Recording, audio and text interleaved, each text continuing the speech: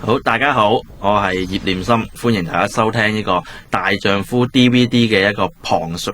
喺我身邊嘅有彭浩翔啦，大丈夫嘅導演啦、編劇同埋原創故事咧。係，大家好啦。另一位咧就係我哋嘅剪接阿李棟全高佬全啊，呢個我哋嘅新人嘅演員啦，北京嚟嘅。聽講呢個動作你都教咗好耐喎。佢唔識嘅都，佢唔識打電話啫。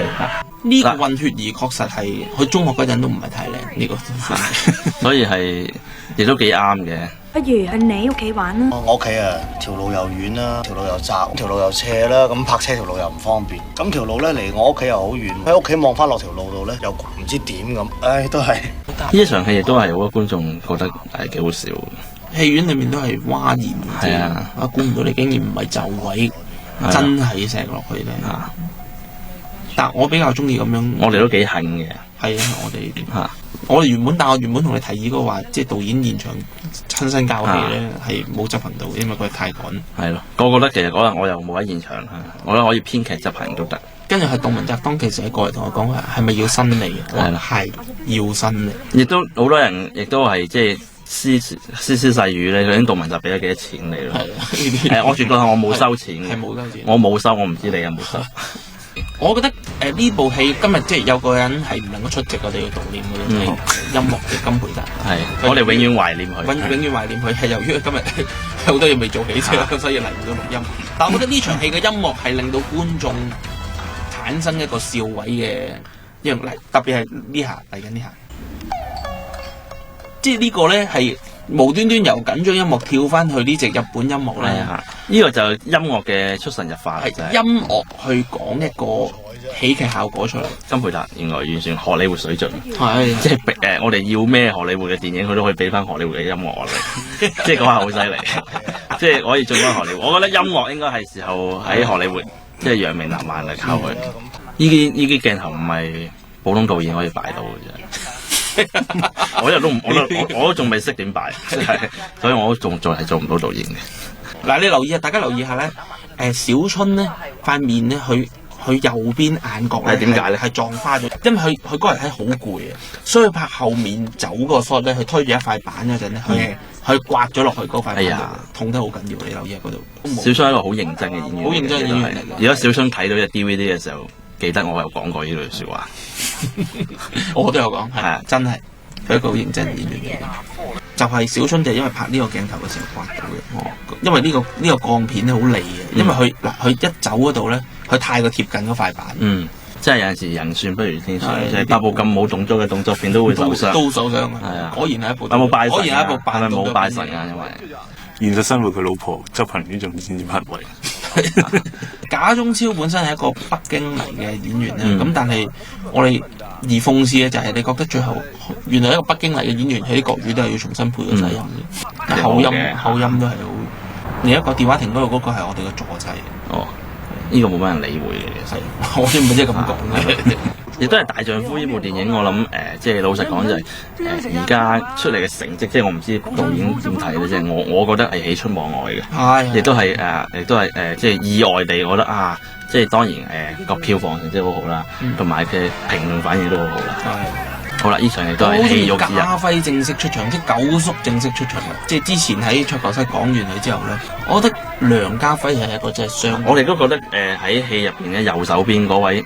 即係有小姐坐喺大髀，我覺得係好演員嚟嘅。係 OK 嘅都。點可以做導演，又可以做演員，又可以做啲咁激嘅行為嘅？但係呢場戲係難得就呢場戲幾位演員好投入。我反而好想問呢場戲係邊個拍嘅咧？你咁樣俾人坐住，你基本上做唔到戲。個導演係邊個嚟㗎？呢場戲亦都有啲人謠傳過呢個問題㗎。咁個導演係邊個咧？唔係講完咗之後跟住坐翻埋位嘅。但係現場嗰陣咧係即係你睇到呢場戲咧，譬如志偉啊、陳百祥嗰啲係已經大家飲得好 high 嘅，基本上係叫 cut 機咧。係你聽佢頭先梁家輝同佢講嘢咧，佢講幾次叫咗幾次阿天咧，阿天先應嘅。呢個係好入戲，因為已經飲大咗。但係呢一場亦都係冇俾通告我唔明啦。嗰排我都唔係好忙啫，所以呢場戲係雷霆救兵啊嘛，即係根據俾音樂嘅指示。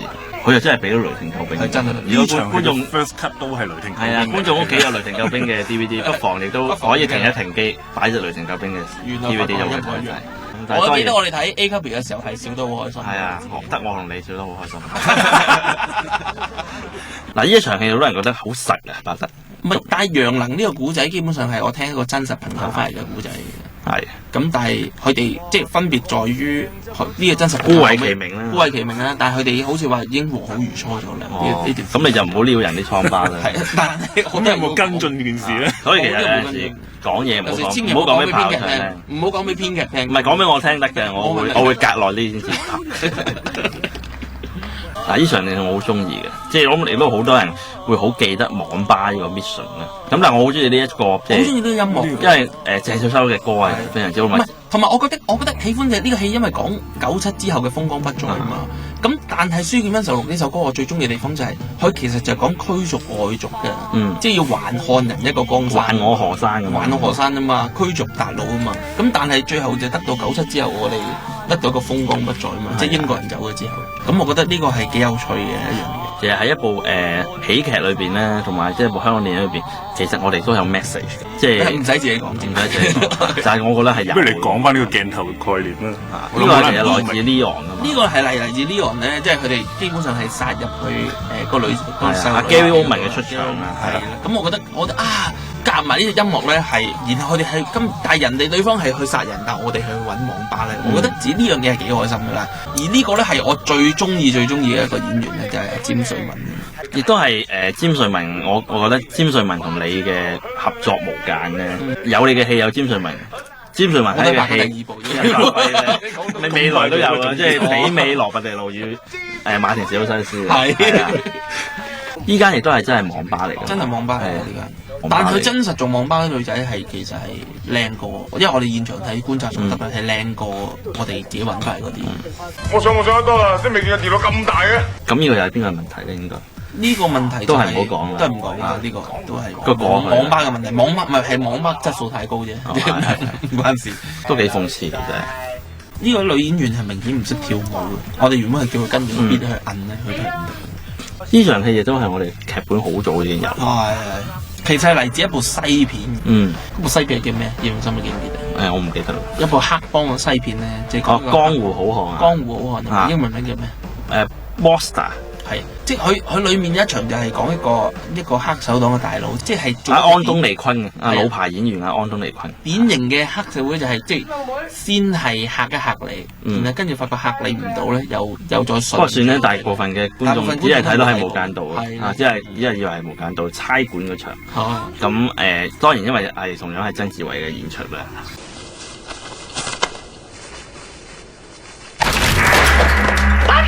同埋我覺得好笑嘅地方，亦都係一個人咁劍拔弩張嘅一個場面，但係啲對白講埋啲乜嘢咧？呢個都係其實成個戲嗰個喜劇效果所在。即係部戲係幾無聊嘅，其實即係老實講。但係中間暗都係講緊，即係成個時代，即係譬如大學生冇嘢做啊，佢哋基本上風光不再。即係以前出嚟玩夜總會嗰個年代咧，其實係即係好玩。你睇頭先回憶片段裏面咧，佢哋好開心。但係你發覺而家佢哋今日5年後再出翻嚟玩咧，佢去到邊度咧都係失敗。係啊，即係而家啲後生細女，即係呢啲咁嘅青春少年咧，時不與我啊，係啦，即係已經唔再睇佢面色做人。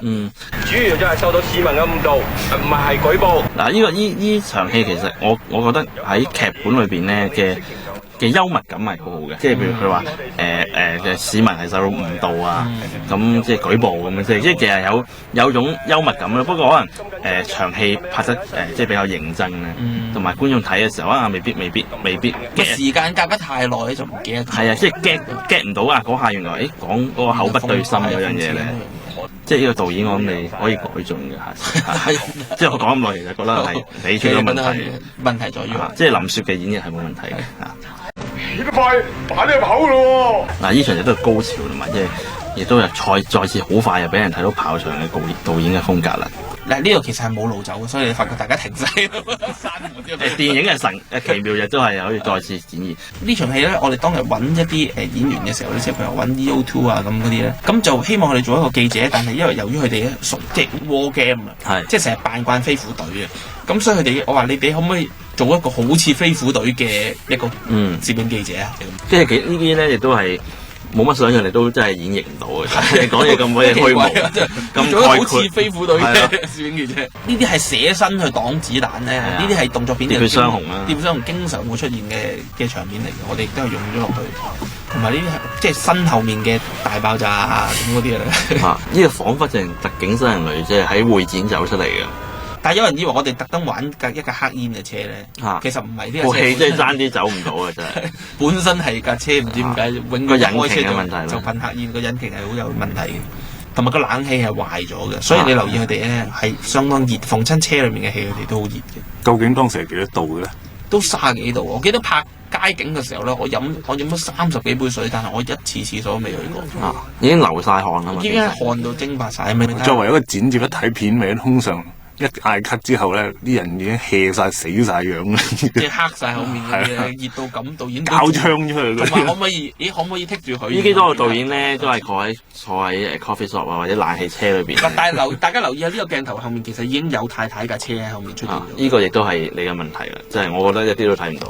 如果唔係唔緊要嘅，我覺得呢啲係放咗落去冇所謂。嗱，九叔嘅再次出場，係啊，咁呢場就完全係一場探監戲。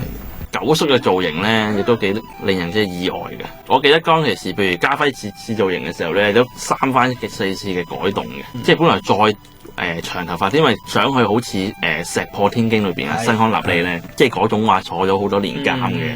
即係有魯賓遜咁嘅樣嘅，咁但係即係真係因為即係造型上面大家再考慮同埋再俾意見咧，覺得又未必需要即係誇張到去到咁樣就好有啲假嘅啦，係啦，同埋亦都係你睇翻家輝呢個動作，亦都好似係佢即係喺現場嘅即興嚟嘅，即興創作嚟嘅，佢話就係打一個拍子咁樣樣咧。係啊，即係嗰種即係家輝完全投入咗九叔呢個角色嘅，你睇下佢嗰種哇，匿埋隻眼喺度幻想，又係有一場好風光嘅場面，但係好可惜好唏噓咧，所有風光嘅嘢咧都係回憶裏邊。係啊，所有好玩嘅嘢，呢部戲裏面咧，其實一個潛台詞就係呢個波仔賈中超應該問嘅就係點解所有好玩嘅嘢都係喺回憶裏面發生。嗱，呢個燒人子咧係我都同阿導演提過，一定要拍咧就係，因為我好想係英雄本色掹個燒人子。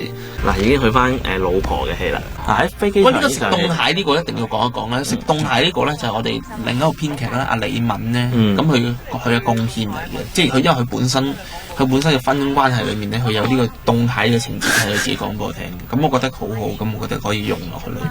但係留意下韓君婷喺隔離咧，無端端去做一個乘客嘅敷面膜，因為由於呢個面膜咧係有贊助，我諗我哋我諗觀眾好熟悉嘅咧，因為香港電影呢幾年喺呢方面即係因為一來要有贊助商啊，即係又有 sponsor， 但係又點樣喺情節裏邊融入咧，即係點樣唔就好巧妙啦，係啦，即係有啲會比較，譬如有啲同行啊，我比較會硬 cut 一啲，即係嚟啦，但係即係阿炮場又想將佢融入咗佢個情節裏邊咯，唔係就唔想阻住自己咧，又冇咁夾硬啦。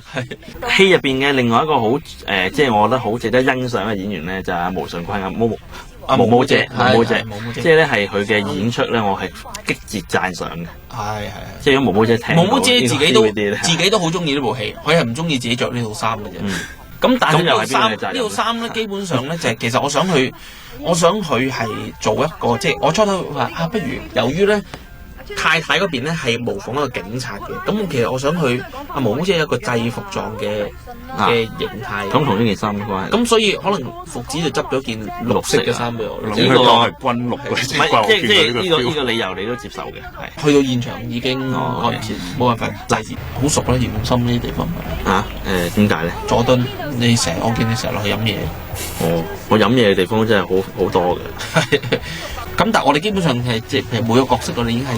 性格描寫同埋職業背景我哋都係諗，我哋諗得好通透。但係我哋又唔會花好多時間喺裏面講，留翻呢度講。我哋經常有啲嘢話，不如劇本唔好講啦，留翻 DVD 旁述嗰陣先講啦。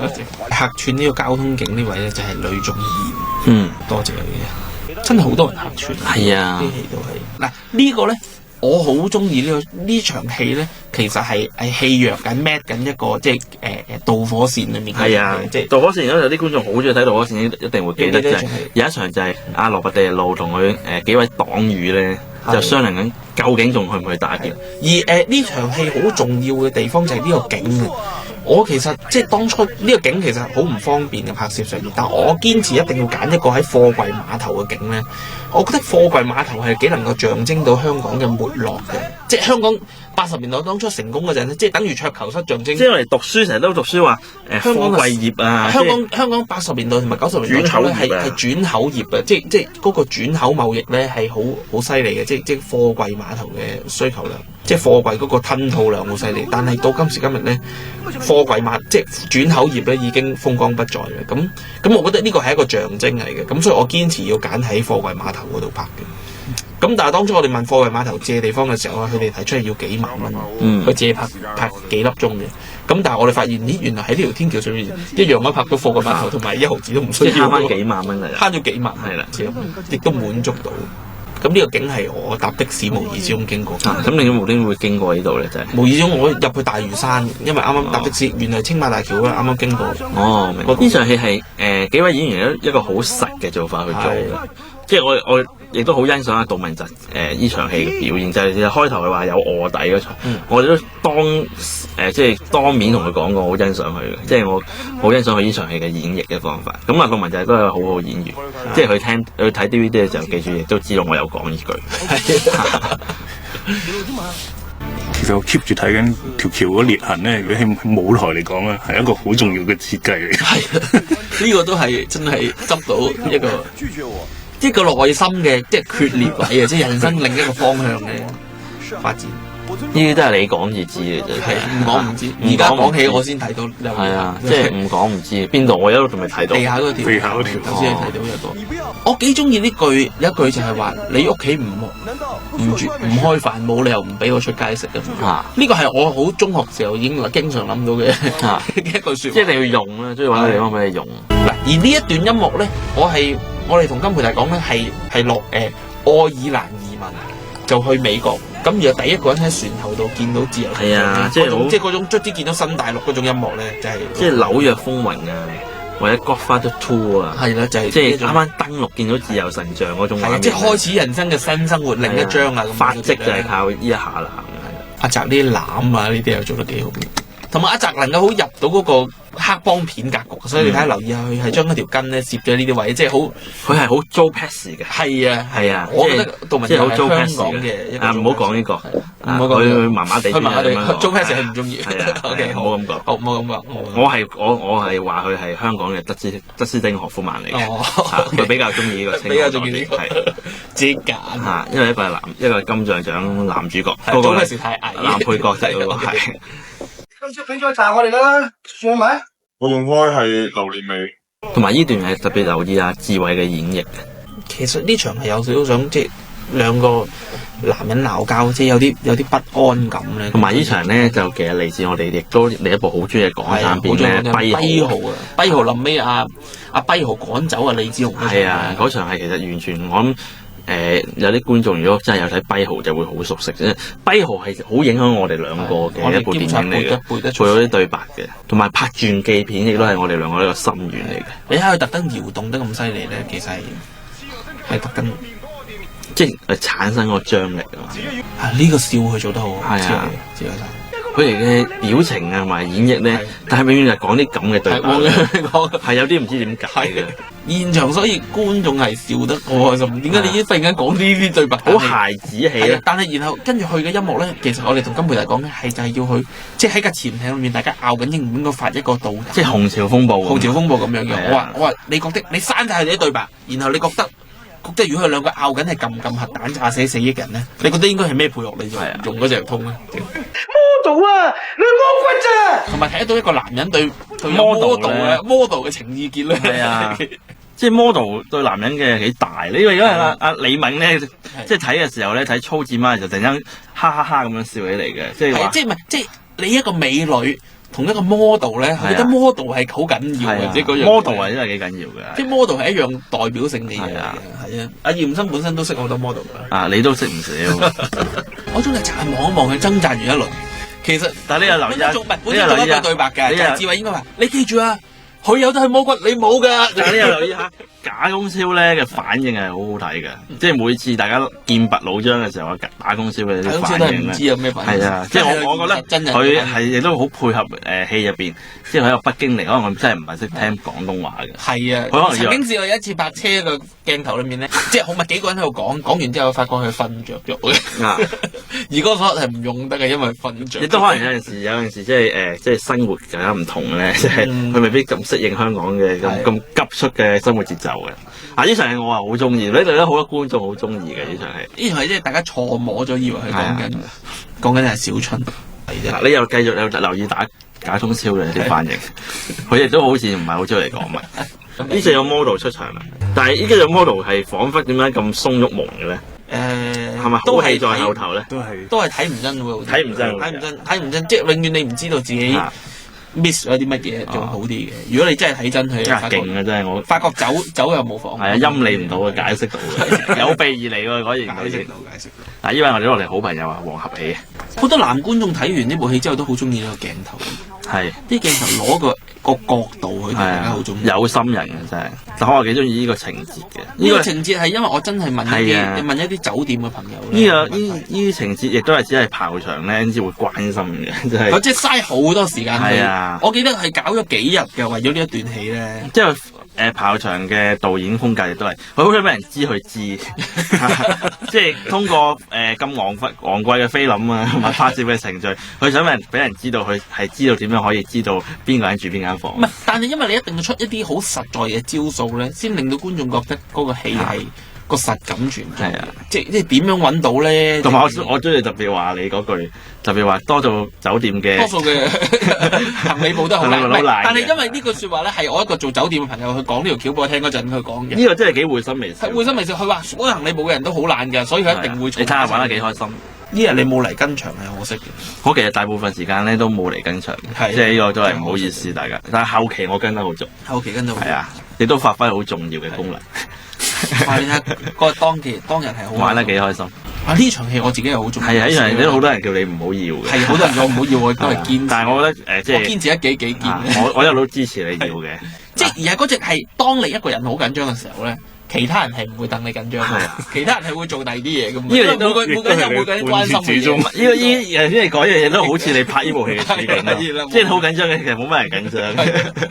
即係你睇得到佢哋一路用住呢個睇相，即係睇相原來對呢對情侶嚟講係睇樣係一個暗號嚟嘅。原來我驚睇相咧會有危險啊！冇聽過避孕套呢樣嘢嘅咩？危險啊真係。嗱係啊，又留心打中超啦，啲戲份係佢做瞓覺做得好似嘅，係即係做眼瞓啊。嗱，呢個就係我哋好朋友張達明，佢頂帽真係好得。同埋張達明係證明咗我哋同我哋講，張達明係着制服係一流嘅。係，同埋張達明係好型嘅，唔似有錢人咯。張達明係似呢啲即係公園藍領。唔好意思，呢啲嘢我唔想聽，當冇見過我。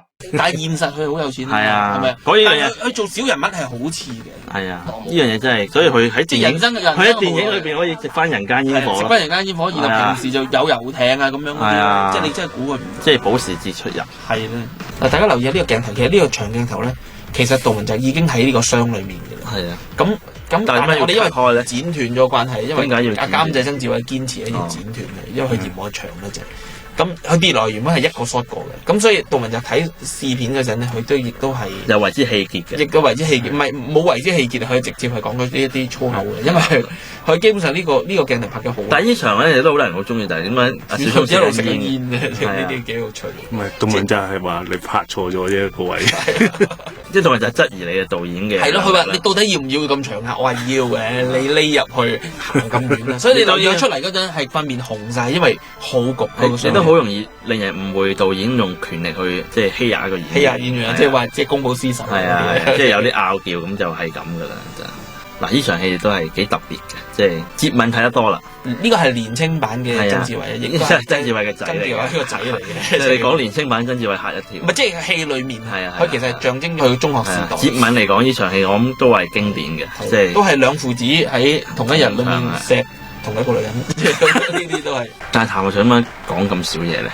但係我覺得譚校長出嚟講一句就已經夠。多謝阿洪金寶君，因為都相當早嚟咗呢度嘅。係啊。你都有陳雅倫嘅，而陳雅倫就堅持叫我 cut 咗後面嗰句杜汶澤嗰句對白。陳雅倫真係好大個波喎，但係你點解唔 cut 咧？點解要 cut 咧？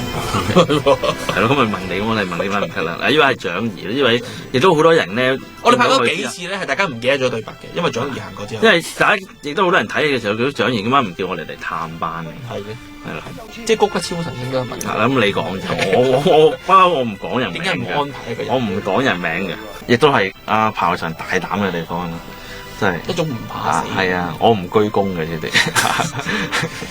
難得佢不停咁堅持，無論點樣。彭浩翔都係好堅持嘅導演嚟嘅，係。大家如果記得呢段毛舜筠呢段旁白咧，嗱，就其實呢個慢鏡頭係我要求加嘅，係支持。你適當時候又會居功，係啊。係啦，咁即係大家但自己去係選擇各位觀眾，如果有聽我哋呢條旁述嘅時候咧，你而家唔好馬上熄呢部機先，因為我哋其實後面咧係放咗個鏡頭。我哋亦都因為想大家唔好熄部機，我哋會繼續講嘅。係啦，好多人都唔知道原來我哋後面係有個。咁你冇講啊，真係唔會知。係冇，又好少人留到咁後。我都唔使，係嘛？我自己有份做，我都冇睇。唔知隻 DVD 有冇剪走到咧？同埋你嗰個唔係預告嚟嘅，係咯。嗰個唔係，我幾中意電影咧，唔用劇中嘅字，用原字咧幾好嘅。呢個係你個人取向。我個人取向嚟嗱，大家留意下呢個畫面。好啦，係時候都差唔多啦，睇完呢個畫面就拜拜。